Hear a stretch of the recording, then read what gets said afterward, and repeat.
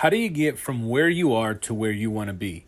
Whether that's financially, relationally, emotionally, spiritually, or even physically. How do you reach your goal when you feel stuck?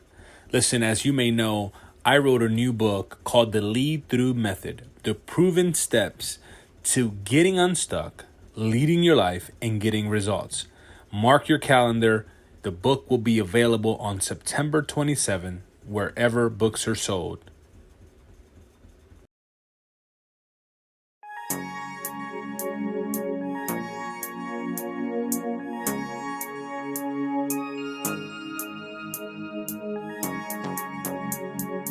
Hi, this is Jose, and this is the Jose Vargas Show.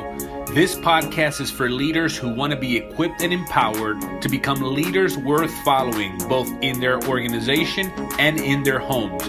My mission is to help you create breakthroughs in your personal and professional life so that you can grow and live your life with excellence. Welcome, everyone, to the Jose Vargas Show. I am super pumped, super excited to have this conversation with a good friend of mine. As you guys will hear her, you're absolutely going to love this topic. And I've been wanting to have you, Zashi, for a long time on this show just to talk about this specific subject. And today we're going to be talking about how we can navigate through trauma, And I like using that word trauma because, and we'll get into that, but because trauma is not something that you really get over, right? But it's something that you navigate through. And so I asked my friend, psychotherapist, clinical social worker, Zashi Rodriguez from Healing Grounds Wellness Center to join me today. Zashi, welcome to the Jose Vargas Show. Yes, absolutely. Thank you for having me, Jose. It's definitely an honor. I know we've talked a lot and we've worked in so many different platforms. So for me, it's also an honor for you to just, to be here with you and being part of the show. So I'm looking forward to it. Yes, I am too. So for those of you who may not know, Zashi and we have a history. We've been friends for a long time. Sashi's husband and herself, along with myself and my wife, we've been friends for a while and for probably over 8 years. Yeah. And Zashi and her husband actually gave our pre-marriage coaching, what I call pre-marriage coaching. Yes, right? Yes, we did. And Zashi, as this is not the conversation that we're going to be talking about, but I do want to jump right in there as we're talking, because some people might think that's weird. Pre-marriage coaching, what is that? So let's just talk a little bit about that. So Zashi, if marriage coaching or pre-marriage counseling is such a foundation, and I believe it is, that's why we asked you to if you would do us the honor and kind of lead us through that journey. And I forget how long it was. It was a couple of months. And it was awesome. I mean, it really helped set the foundation to build upon with me and my wife. And we've been married for this year will be 7 years. Wow. Yeah. So I really am a firm believer in pre-marriage coaching. I call it coaching. Some people call it premarital counseling. Yes. But I call it coaching because you guys have been married. You and Tony, your husband, have been married for over 20 something years. Yeah, 29 years. Long 29 time. years. Yes, next year, February, it'll be 30. It's like, wow. Wow. And so you guys definitely have, guided us, and kind of give us that foundation and so that we can build upon. And thank you for that. So, but why do you think if pre-marriage counseling is such a great foundation to a relationship, why do you think so many people are hesitant to get involved in this practice? I think it's a lack of knowledge. I think that people don't really understand what that process. I love that you call it coaching because I think that there's that stigmatism, right, with the word counseling, just in general. So whether it's premarital counseling or counseling as people do not like the word counseling, so they hear that and they're like ready to run, but they're ready to jump into relationships, which many of them are unhealthy. So when you look back and you're like, well, did you guys prepare for marriage? Right. So we prepare for the wedding, but we don't prepare for what marriage is. So you look back and then, all these different people come with trauma. We've gone through our childhood and then it's kind of like you have trauma, the other person has trauma, you get together and you're emptying out all this trauma on the table and you're trying to figure out like, how are we going to sort through this? But you never got the guidance and the coaching skills to be Yes. able to cope with them. So I just feel that is people actually have a huge stigma Mm, against what counseling is. And again, if you pretty much broke your foot, right, you would run to the doctor and nobody would tell you, as far as like, no, brother, don't go. Like, you don't need right. that, right? No, Right. I need a cast, I need stitches. That's right. Help me out, right? And it's the same thing with counseling, so I highly, highly recommend that people do get premarital counseling. You should not be jumping into any relationship without Yes. dealing with your own mess first and then dealing with it together as a couple. Yeah, that's interesting that you said it because it's so true. I mean, and even if a person feels like they don't have a mess, right? Everything Mm-hmm. is straight. Oh, our relationship is great. I still highly recommend it because when we were going through our marriage coaching, you really uncover some hard conversations that normally you wouldn't talk about. And I think a lot of people, they may be hesitant because, again, like you said, because there's that negative connotation to that word, counseling. Yes. Oh, we don't need counseling, but Right. everybody needs coaching, Yes. and because especially if you want to get better, if you look at athletes like The Rock, Dwayne Johnson, he has a personal coach because he wants to Right. elevate his game. He wants to elevate his Yes. skills. So the same with any relationship in our lives. So that's so good. But again, I just wanted to touch on that a little bit Yes. because especially if people are listening who are thinking about marriage or in marriage and they've never been through that. I highly, highly recommend it. So now, Sashi, let's jump a little bit about your profession, right? Counseling, Yes. / coaching. I know you do a little bit of coaching as Yes. well. I want to know your story, and would you just walk us through your story?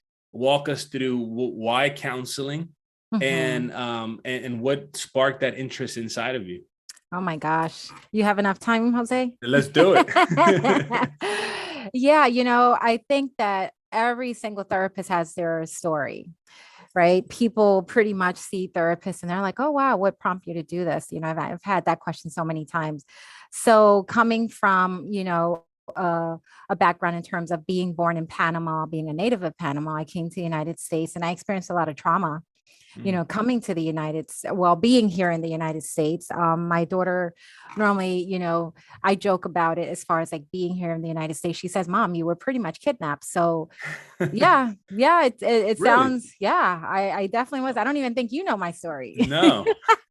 So yeah, so I was actually here for 7 years undocumented. I came on this trip to just see, America. And I came with an aunt, and she, for some reason, decided that she wanted to keep me. Oh, wow. And yes, and she kept me. And during those 7 years, it was torture.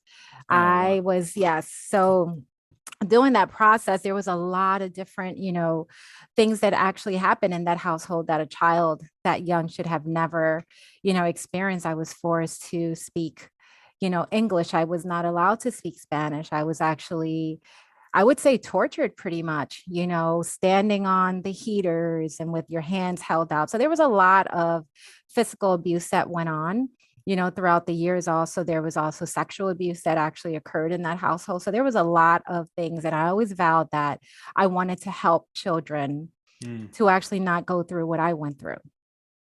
Wow. So, fast forward, I was able to go back to Panama at the age of 12. And when I went back, I had to pretty much kind of like relearn the entire system again. I have Mm. parents that didn't speak the language. And I have siblings. your parents were in Panama? They were in Panama, yeah. And my dad came when I was 10. My dad did speak English, and he was very surprised because he didn't know what was going on. My mother attempted to come and get me one year, and that was it was traumatizing for her as well because we didn't speak the language. We couldn't communicate. She was trying to tell me she came to get me. I couldn't understand Oh what my she was gosh. saying to me. And yeah, things were hidden from me. They would send me birthday cards, and I found them years later, all hidden. But Wow. I was not allowed to say that I wanted to go back to Panama with my family. Wow. Yeah, Did you, and I mean, I don't mean to cut you off, cut your no. story, but did you ever like and I'm not trying to fast forward either, because I want to hear some of the details there, but did you ever figure out why they kept you away from your family? No, I guess that she wanted to, she had one son and she wanted to give me, I guess, this beautiful life, but I don't think that she knew how to Mm, be that provider of that life. So for her, it was just the outside, like the shell of what you saw. So one yeah. of my sisters said to me one day, she said, I would always see pictures of you, Sashi, all well dressed and beautiful and smiling, but I didn't know all the trauma that you went through. Wow. So there is an extensive, history of trauma that I went through. Mm, And then, fast forward now, I get married and I came with so much baggage that I didn't even know that even existed, because again, no one really talks about the requirements for getting married. We had some type of premarital counseling as well, my husband and I, but it mhm. wasn't extensive. It wasn't pretty much like what you guys have received. It was, I think, like 2 times. And that was it, okay, you're ready to get married. Okay. And it's like, okay, we're ready. Wow. Yes. Wow. So Yeah. so talk a little bit. You said something. You said, that you would send your sister pictures and you would look good on the outside. Yeah. That I want us, if we can, just to dive right in there real quick, because I think that's a picture of what a lot of people and a lot of leaders are probably experiencing as well. Maybe not in terms of they didn't get taken from their family into another country that they didn't know, but maybe they have gone through some different traumas and they're Hmm. trying to put a front, or trying to put a facade that nothing is happening and everything is okay and everything is, and I think oftentimes, especially today with the, social media and different Yeah. platforms, it's so easy to mask what Oh, what yeah. we're what we're going through. Can you speak on that a little bit? Yeah. So with my sister, it wasn't so much that I was sending her pictures, like she was getting these pictures from family members, right? Okay. So we see the shell on the outside and everything looks so pretty and it just looks radiant and people believe it. So social media does the same exact thing, right? We take a look at social media and especially with leaders, it's kind of like we are not allowed to be ourselves. We Mm, have to present, we can't be real because, people pretty much depend on us. We have it all together, right? We know we have all the right answers to give. But I think that if the leaders would pretty much take a step and say, you know what, I don't have it all together. I'm just a human being and we're trying to figure it out just like you. I may have a little bit more knowledge, but it does not mean that I'm perfect. And I think sometimes we put leadership on a pedestal mm, for them to pretty much, and they gain all this, accolades and people look at them as far as like they're doing great. But in reality, they have to mask, you know, what they are really going through. Like who do leaders go through? mm, Who do they go to? mm-hmm, If they're the mm-hmm. ones providing the leadership, Right. And is it, coaching. yes. Yeah. And it's very hard to find people that you can actually trust. I mean, I'm Right. sure you know this as well. As a leader, it's hard to find someone that you can really open up to and talk. So what do you think are the consequences of that, of living that unrealistic bar, basically trying to live up to those expectations that are not really real, that people are basically imposing on you. I always said people impose on you something that they can't live up to themselves. Yes. Yeah. So what do you think are some of the effects that will have on a leader? And when I say leader, this is a father, this is a leader of an organization, Mhm. a leader of a business, a leader in their community, a mom. What do you think are the effects of those self-imposed, or allowing other people to impose those basically boundaries on you or beliefs Yeah. on you? Yeah, it's you're living a life of lies if you really think about it. And then this actually consequences are depression, anxiety. You're trying to live up to something that you were never called to live up, Mm, upon. And we also see the children. So why is it? Let's just use pastors, for example. And I'm not, downing any pastors or anything. But if you think about it, the pastors, like their children, some of the children don't even want to be mm, part of the church because they've seen so many different things behind the closed doors when the real person comes out. mm, So you're living a lie that in reality you were never expected to live. But I think that honestly, having these conversations on platforms like this and other platforms and being able to be honest and say, we don't have it all together, but we're working through it. We have issues just like you. And just bringing it to someone, a third party, and just saying, this is what we're dealing with. But those consequences are detrimental. We've heard throughout the years, pastors actually even committing suicide because of the fact, and they've had depression, and we don't believe in depression. So what ends up happening is that then we see a whole new side, that the person at that point feels like there's no outlet because we've imposed all our expectations on that person. And it's a responsibility that they were never meant to carry. Wow. Yeah. So there is, say that again, there's a responsibility that they never were meant to carry. Wow. That's so good. That's so true. Oftentimes as leaders, we're leading organizations, we're leading our families, we're leading people, and we put on these responsibilities that basically burden us. And if we don't know any better, we would just, like you said, become anxious and depressed and all these types of things. Wow. So that's so good. Now, let's move a little bit about on a different subject here, kind of the same, but so what would you say then? How can a leader transition from having those expectations and releasing those expectations so that they can be true to who they are, who they were created to be as leaders, so that they can be real with people and say, hey, this is who I am. And I think honestly, I think as a leader, I think that speaks more to people than you pretending that nothing's wrong with you, I'm not saying you have to go on social media and air out your dirty laundry. Absolutely. But there has to be some level of authenticity and realness to you. Right. So how do you see that? Yeah, it's the acknowledgement first, right? That's the very first step.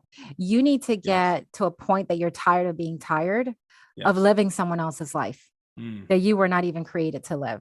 So when people get to that point that they can actually say, you know what, I'm done, living someone else's life because this is what you want me to do.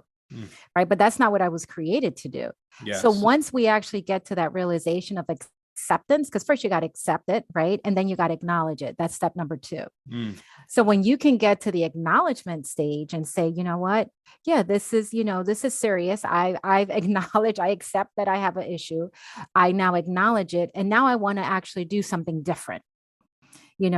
Because insanity, what is insanity, right? We've heard it so many different times. It's doing the same thing over and over and expecting a different result. It's not going to happen overnight. It's a process. But we have to first start with the acceptance piece.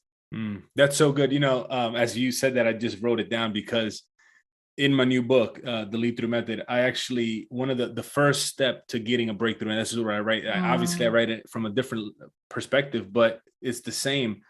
The first step in getting a breakthrough is accepting. I don't use the word acceptance, but I write accepting basically and acknowledging where you are. Yeah. And I often say that you can't move to where you want to get to until you acknowledge where you are today. Yeah, absolutely. Absolutely. And those are the first steps. Absolutely.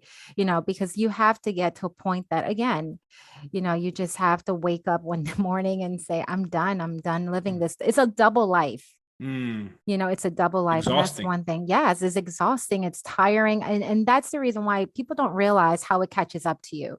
And then we end up with all these mental issues and we really don't know most of the time. And these mental issues, Jose, they actually go into and they can affect you physically. So there are many studies that are out there that have shown that people that have all these various, physical symptoms like heart diseases and high blood pressure and everything else, it stems from mental illnesses that were never, discovered and worked through. So many times, there could be these levels of expectations, unforgiveness. There's so many different areas. And really, when you really look at it, it's a mental issue that was never taken care of. Wow. Yeah. Which will ultimately catch up to a leader. Oh, it will. Yeah. It's going to catch up sooner or later, because if you don't really stop, there will be one day that something will happen. And you know what? It comes out in the moment that you least expect it. You're stuffing, you're trying to do all these different things and you're trying to pretty much represent yourself the Mm. way that the community or the people want you to That's good. represent yourself, right? Mm. But when you look back, it's like, okay, it's not who you are.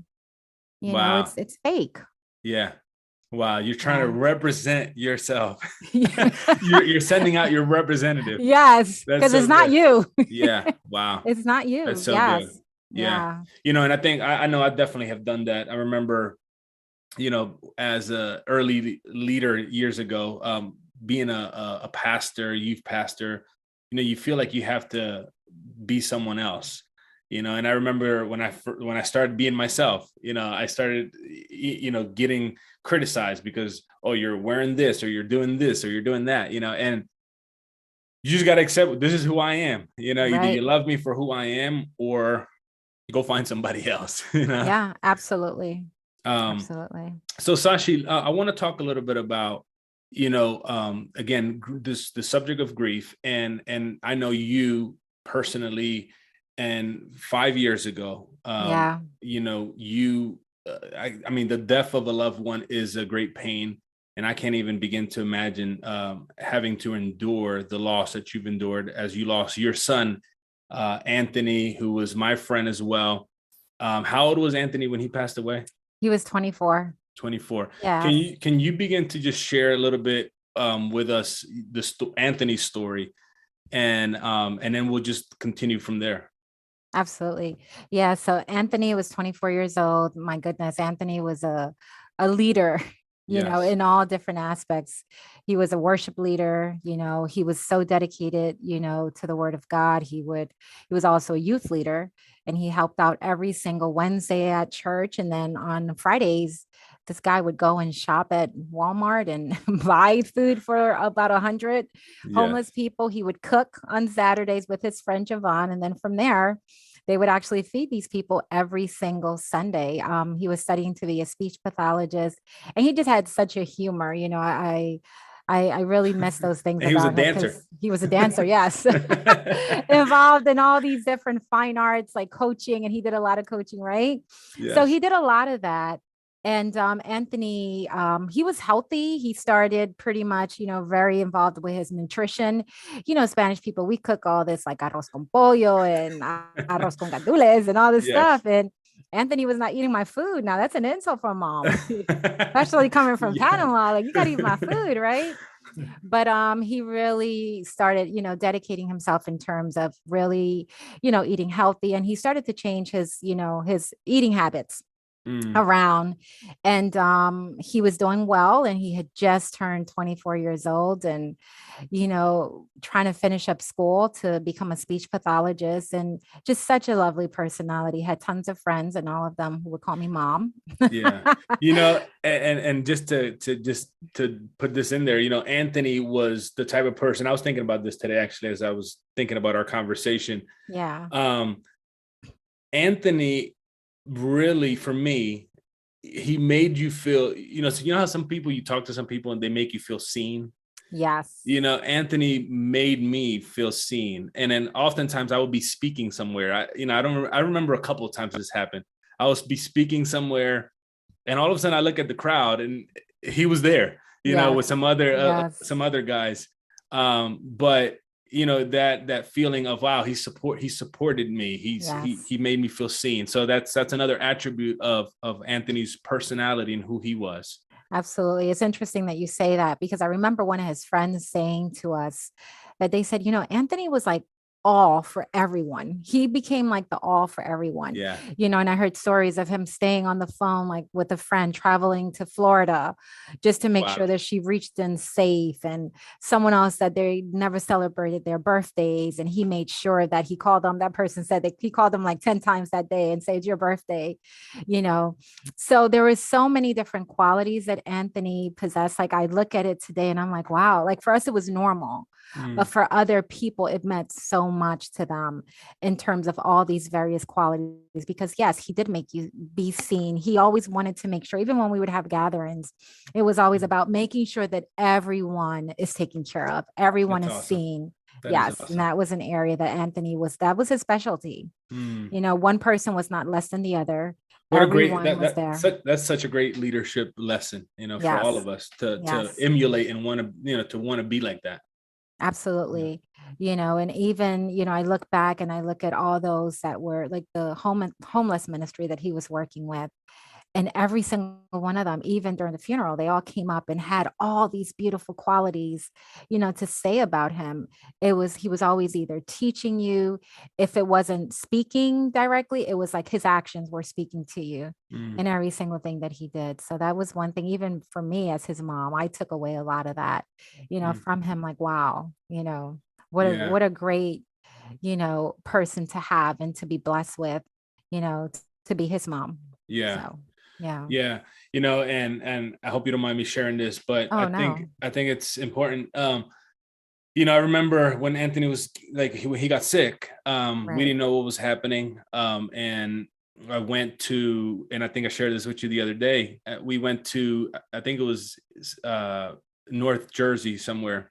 It Yeah. was a hospital over The there. hospital, New Brunswick. And I remember with my wife going into the hospital, and he was laying in the bed and he saw us. He kind of smirked a little bit, and I remember asking, "Hey, Anthony, can I pray for you, and can I pray with you?" And I remember he just shook his head. He couldn't really talk much. Right. But what touched me the most was his faith. His faith, Yes. and his trust in God. And he, as we were praying together, he didn't have much strength, but he raised his hands, you know Absolutely. Yeah. and to me, that still marks me to this day, because for me, as a person of faith, and I know you're a person of faith, it was a total sign of surrender, to God. Absolutely. And what and I thought about that. I remember coming home and I wrote it down, and I think I shared that with you later Yes, on, you did. because it really marked me, because while living, and then the next day, I remember hearing, you texted me and my wife, cold blue, and Hmm. when I heard the tragic, you know news that Anthony had passed away, how I felt, I can't even begin to imagine how you and Tony felt. Right. um but just the impact of that moment, of how what it is really to live a life of surrender, Yes. you know Absolutely. and I love to say, it's not about living a life of perfection, but it's living a life of surrender, you know Absolutely. and that every day we surrender to the process, we surrender to God. So can you share a little bit about what how were you and your husband dealing with during that time? What were you like? How were you coping and dealing through that stressful, painful moment? Yeah. So, I mean, no one expected for Anthony to pass, as I was saying earlier, right? He was very healthy and had no previous conditions, and he contracted a sinus infection, or supposedly a sinus infection. We took him to so many different doctors, they couldn't figure out what it was. And little by little, this infection started to pretty much take over his body, his joints, and he couldn't, speak, and ended up having a seizure. And every day was different, So even throughout that 3-week process in the hospital, once he got to the hospital, he never left the hospital. Mm, So we were very hopeful. We were very hopeful that this monster, this autoimmune disease that no one knew what it was, would actually, leave his body and he would be fine. Unfortunately, that's not the story that we have to tell today. So it was a very difficult, it was a very difficult process. And I think that the trauma itself, I remember a doctor saying, once you guys are done here, you have to make sure that you take care of yourself, because there's trauma also experienced during those 3 weeks. mm, And, I had to live through every single moment of, the ups and downs. Like, we would wake up and 1 minute he would be fine. The next minute he would go downhill. Like, we never knew what to expect, and throughout this process, people came to see him, they prayed for him. So there was so many different, areas that we actually, were kind of confused by, because the doctors didn't even know what was going on. And when Anthony passed, I remember the doctor coming and saying, "I'm so sorry, we didn't know he was going to pass." you know. Wow. So that was also devastating, because you're Mm. seeing your child laying there and kind of like just wanting you to kind of alleviate the pain, but there's nothing that you can do as a parent, and we fought hard for Anthony, and Anthony fought hard. And during those times, like how you were saying, that surrender, spirit that he had, I remember them doing a bone marrow. He went through so many different tests. It was horrible. And this is the first time I think that I'm actually speaking about all the various areas that he went through. They thought he had cancer. They thought he had, maybe it's a bone marrow issue. Maybe it's this, maybe it's that, but they were never able to really, define what he had. And even having meetings with these doctors, it was devastating, and to be in a room with 8 different doctors that looks at you and says, oh yeah, if it was my child, I would leave him here, because we fought hard to switch hospitals as well, Mm. and that didn't work. And that Friday before Anthony passed away, he was scheduled to leave to go to, we finally got the approval for him to go to a hospital in New York. And then the trauma of fighting over transportation, which hospital was going to take him, which hospital, who was going to transport him. We even asked for a helicopter at that point, and that was denied. And a few hours later, Anthony, passed away. Wow. So he fought very, very hard, and the trauma is real, Jose. From we consider ourselves this very united family. Everyone's funny, and we're not perfect, absolutely not. But we went through so many different seasons that it was hard. It was hard to really put together what has happened. We're still Mm. fighting through it. We're just shy, 5 years shy of, last week, June 10th. It was, 5 years, but your brain pretty much stops Mm. when something like this happens. And we didn't know what to do. It's kind of like you're left up in the air. And I describe it as someone walking into your home, flipping your house upside down, shaking it, and then leaving you with all, the trash and everything else for you to kind of sort out and figure it out. And that's what happened. Mm. My spouse, Tony grieves different than I do. Sashi, our daughter, she also grieves different, and Mickey as well. So it has definitely been a process, and we're still learning, who we are. Mm. Because Jose, when I tell you that, you don't know who you are. You knew who you were prior to June 10th, 2017. But you look at yourself and you're trying to figure out, because your brain is trying to catch up to this trauma that you've experienced. And if the doctors didn't have any type of solution, imagine us as parents that we trust in that system to try to figure out, what can we do at this point. So it's been very traumatic. And I guess the way that Anthony, passed away was very, very traumatic, because he had a horrible, that Friday, that day, it was traumatizing to just look at the doctors and ask them what's happening. They have him in the hallway with all these doctors and trying to figure out like what's going on. And they're looking at me like, I don't know, I'm not part of the medical staff. And Mm. yeah, he went through a lot, but throughout that process, Anthony was amazing. Mm. We would put on worship music throughout his procedures. And, Anthony was claustrophobic. And I remember him looking at me and saying, Mom, do I have, he said he just mumbled the words claustrophobic because he had to go for another, MRI. And that was, hard for him, to be placed in these machines over and over again just to try to figure out what was going on with his body. Mm. So that was hard. Wow. Yeah. So I have two questions. The first one is, it's geared towards someone who is surrounded by someone who is grieving, right? Or someone who has some trauma in their lives. What would you say to that person that is listening, who is trying to support someone who is going through trauma or lost, or someone who's grieving? What would you say to that person so that they can be the best support possible for the other person who is grieving? Yeah, that's phenomenal, because that's actually it's going to be one of my first books in Mm. terms of, finding that support and being, a support system. Be patient. Don't rush through the process. Don't push the person to rush through the process. If there's anything that I can, I hope people take away today is that don't rush people. Every single person grieves different, and everyone's different. Mm. And I think that because we become impatient, that person is not moving to maybe the speed that we would want them to move. It's kind of like Job, right? I think about Job and his friends, right? They sat with him and they were cool, right? They were Mhm. like, they supported him throughout the whole entire process. But after a while, they got tired. Yeah. Job, you're not moving quick enough, right? You need to get it together. Right. Right.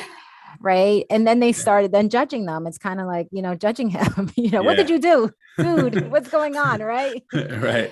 Yes, but allow the person to grieve, allow the person, just sit with them. We don't have to have the best words, Jose. Mm. The power of presence is so Mm. important. That's so good. It's so Power of important. presence. Yes. All you have to do is show up, and you can just say, I don't know, what you need, but I'm here. Because guess Yeah. what? I hear this all the time, Jose, that people say, if you need anything, call me. That Yeah. should be taken out of our vocabulary. Yeah. Let me know if you need anything. Okay, I'm here.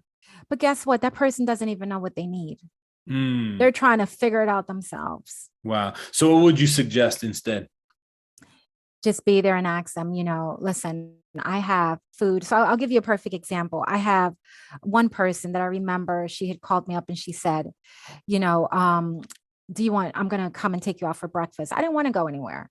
So she said to me, okay, so would you like to, for me to bring you the breakfast at home, or we can go out? So she gave me two options. Mm. And I said, oh, she's not going to leave me alone. Okay, let's go out. It was just the power of presence. And that's all we Wow. did. And we sat Wow. there because I needed that. And what I would suggest to people is just, asking the person, like, do you know, like, do you want to, are you hungry? Or I made you this, whether they drink it or not. Maybe it's, just fruits, you Mm. know. But the thing is that we cannot push people and people mean well, Jose. I truly believe that people do mean well. Mm-hmm. The problem is that we want to support people the way that we may want to be supported, and that doesn't work. Mm. It Wow. doesn't. Yeah, Yeah. it doesn't work because everyone is different. Yeah. Like, for example, in our family, we had the saying that we would start off with, second by second, and the other person would say, you know, minute by minute. And then the other person would say hour by hour, day by day. Mm. And that was rough. And we would have to ask each other, what is it that you need? Do you want me to stay here with you? Or do you want time alone? Ask Mm. a person, what is it that they need? And again, they may not know, but just the simple mere fact, don't ignore it. And that's one thing that I think has been very hurtful for us is that people pretty much ignore what you've been through because people get tired, right? They get Mm. tired of the morning and you being sad. I think, yeah. And I also think, because I've been guilty of that, and, and I apologize if I've done that, but I think sometimes, like, you don't know what to say, and Yeah. you don't know, like, you don't know, you don't want to offend, because I know sometimes, even in different things, and nothing to this level, but people have said, like, oh, I'm praying for you, and sometimes that have rubbed me the wrong way, and I don't want to be that person to Yeah. that person who's grieving. So oftentimes, yeah, you do ignore it, not because you want to ignore the person, like you said. I think Yeah. you mean well, but you don't know how to address the situation. Yeah. Yeah, and that's good. That's really, really good, because think about it. Your mind is trying to pretty much kind of process through what it's been through. Mm. And then you're kind of also managing other people's emotions because you're trying to figure out like what is it that they need as well. Right. And when people do come, and I would say some of the things that you shouldn't do, don't give these cliches, Mm. this is what God wanted you to, Yeah. well, Please no. look at it this way, he went ahead of you, at least he doesn't have to suffer. Oh my gosh. Like give me one of your kids, Right. give me one of your kids and, let's take them away and see if you would actually have that same, Right. Right. so it's a lot of different things that we've been through, we've heard. Mm. And, it's hard sometimes. You have to guard your heart. Mm. guard your heart. And one of the things that I remember very well, because my mother was, oh my gosh, she was so angry and bitter with the doctors and everything else. And I remember I stopped her one morning in the kitchen and I said, Mom, one thing that Anthony never knew of me, and I've never had this quality. I said, I don't want to be a bitter person. Mm. I'm going to be hurt, yes, for the rest of my life, but not bitter. Wow. And we have to guard our hearts because people could say some damaging things, Jose, Mm. that you feel like jumping over that counter and doing Yeah. some damage, Yeah. Yeah. And I've heard some damaging things that it's hurtful from people very, very close to me, Mm. very close to me. And it's been hard. And I've had to, really process through that because you have the trauma itself of losing Anthony, but then you also have the other, all the other factors that come with it. And that's tough Mm. because, we were very blessed to have a lot of a great community, but not everyone was helpful in that community. Mm. Yeah. Wow. So it hurt. It Yeah. hurt. And it was like adding more salt to the wound Yeah. you already Wow. have. Yeah. Wow. So you said something. So for the person who's trying to be the support person for someone who's Yeah. grieving, I mean, this is helping me as well. You said number one, be present, right? Yes. Number two, please don't give cliches. I don't care Yes. how spiritual or whatever you want to be. Don't give cliches. I agree. Number three, don't ignore. Yes. Even That's if you don't huge. know, even if you don't know what to say, do not Yeah. ignore. So again, going back to that first principle, be present. And then the Yeah. fourth one, don't get bitter. Yeah. So what would you say then? So the second question was, how do you as a leader, as a CEO, as a counselor, someone who is constantly helping other people, right? How do you navigate through your own grief and your own process? Yeah. That's a great question. So you have to be real with yourself. Mm. And there, especially let's say moments that are coming up that let's just say last week. I already knew last week was Anthony's fifth, year anniversary. So I need to apply a little bit more of TLC to myself, you Mm. know, and knowing that, what, I cannot be present for someone else if I cannot be present for myself. Mm. So I need to take a step back and nurture myself in that process. So as a leader, you need to know exactly where your limits are. I'm not perfect. And there are times that, I remember the first year of Anthony passing, I didn't know, how to process through this grief. And I remember I was doing some type of psychotherapy and I kind of disassociated because I went back to that date knowing that it was, coming up his anniversary, his first year anniversary. And I remember I had to cancel all my other clients and I had to take some time off because I was not good to anyone because I Mm. wasn't even being good to myself. Mm. And you acknowledge that. So I that's acknowledged it. I had to accept it. I had to Mhm. acknowledge it. And I had to make, some changes and I had to be real and just say, right now, I can't be that person to help you heal through this Mhm. process. I need to take a week or two off and I'll be fine when I come back. But right now, it's not the appropriate timing. So you have to know yourself. Anthony's birthday, I also do the same. I take, a few days off. I take, about 2, 3 days off. And I just have that time, I have that time of solitude. I do a little bit extra walking and journaling and just praying and just, looking back and just reminiscing on, so many different areas because it's different. The holidays are different. People already know May and June, I'm a little bit more sensitive. You Mm. know, I may cry a little bit more. It doesn't mean that I don't cry the other days.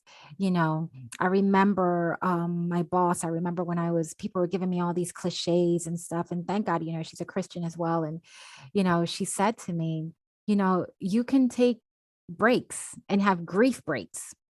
Mm. So you kind of do your therapy, and then there are those moments that you have a break, and this is the time that's designated, for my grief, because you Mhm. have to take care of it. And I did a post, I believe it was last week, about grief being like a baby, right? A newborn baby when it's born, it needs like so much care.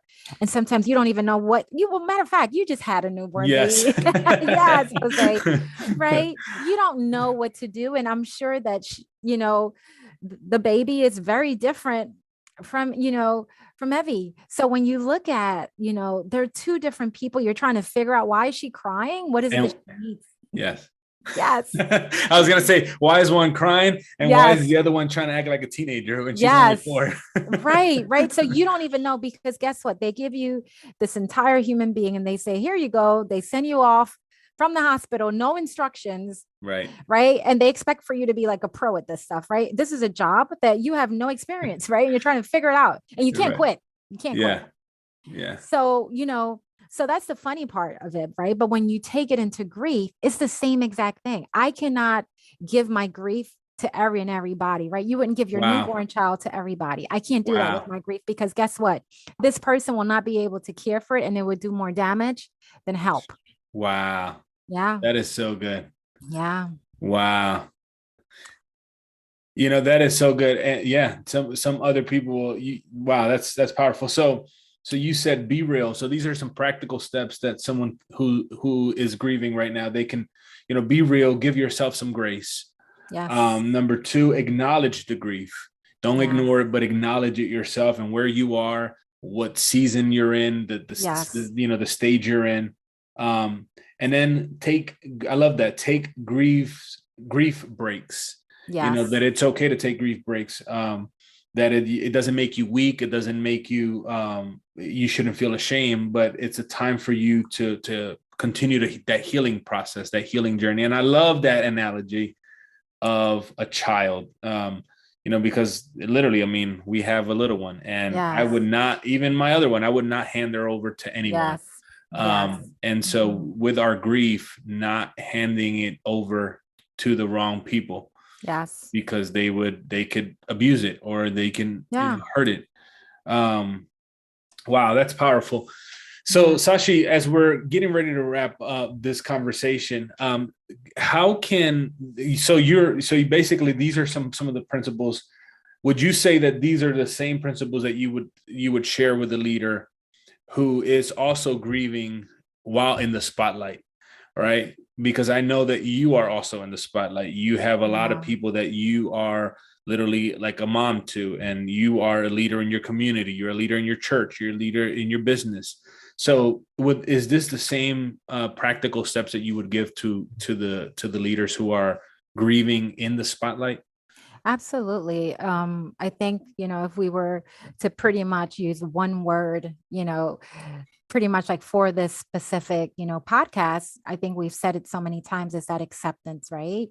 So yes, it's pretty much looking at yourself and really doing a self-evaluation in terms of where are you, and really being able to be true to yourself and see, okay, where are you? Evaluate.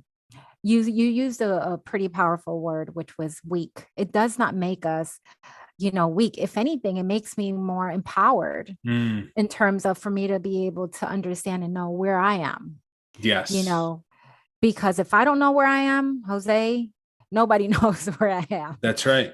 That's right. It doesn't demonstrate weakness. If anything, it demonstrates empowerment for you to be able to take that time off. So with leaders, any leaders that are out there and you're going through a time of loss, a time of grief, whatever that season may look like, realize that we don't have to be perfect.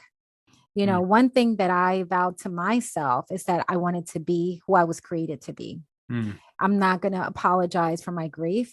There are times that I will be having a conversation, and today I can speak about it and not have tears, but there may be another time that I will cry, and I try my best not to apologize for my tears, because they were given to me for a reason. And if so it's good. painful, it's painful and it hurts, but people need to know. And I think as leaders, if we can be real with ourselves, it allow other people as well to be real. The people that we're leading. Yes. Right. To be real.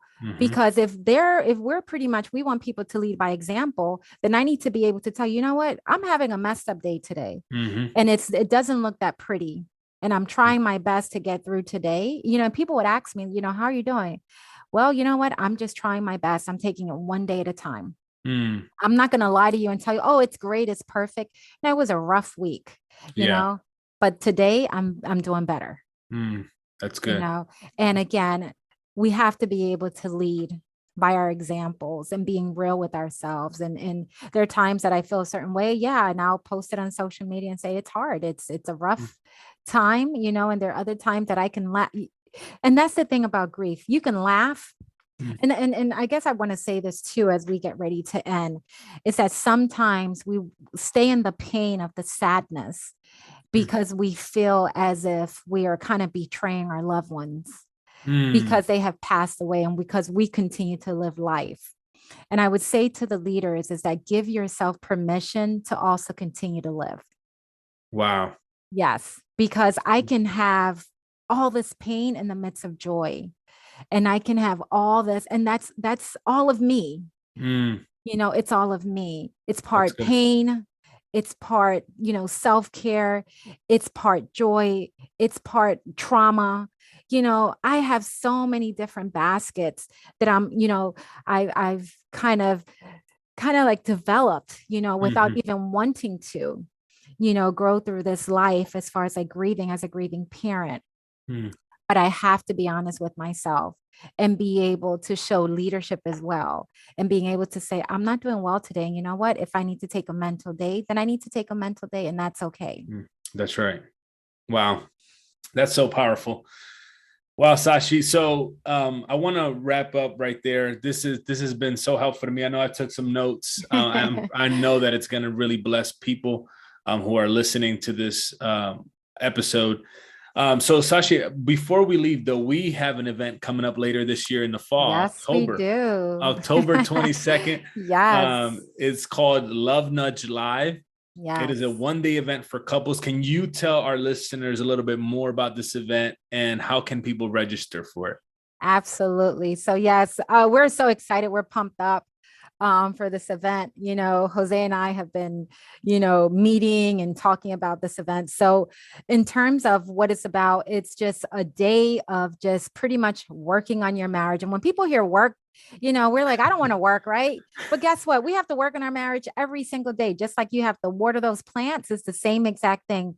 So That's it's right. Just a day to just kind of separate, call it a date day, not a date night, right? Yeah.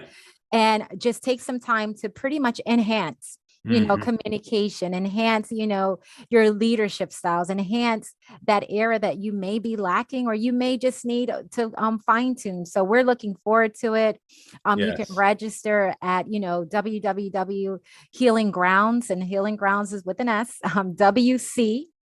.com. And we're looking forward to, people registering. It's going to be fun. It's going to be activities. We're going to do assessments that day as well.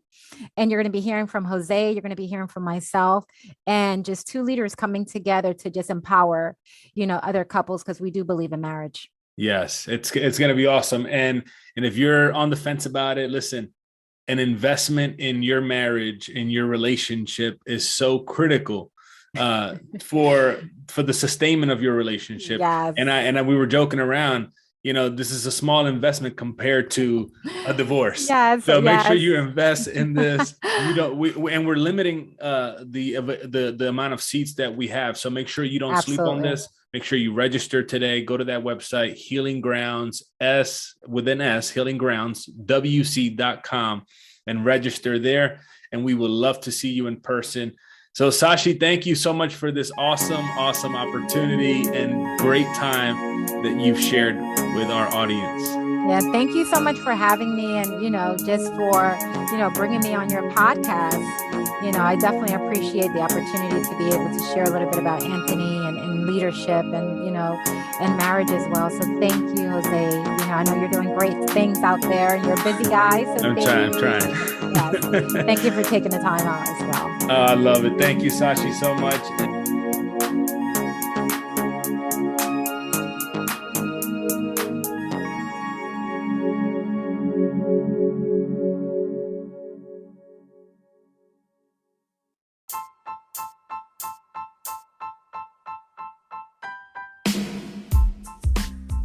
Hey guys, if you broke your leg today, the first thing that you would do is go to the hospital to get it treated. I want to tell you that the same thing applies to your mental and relational health. If you need help with this, I highly recommend Zashi Rodriguez, professional counselor at healinggroundwc.com, healinggroundswc.com, and book your call today.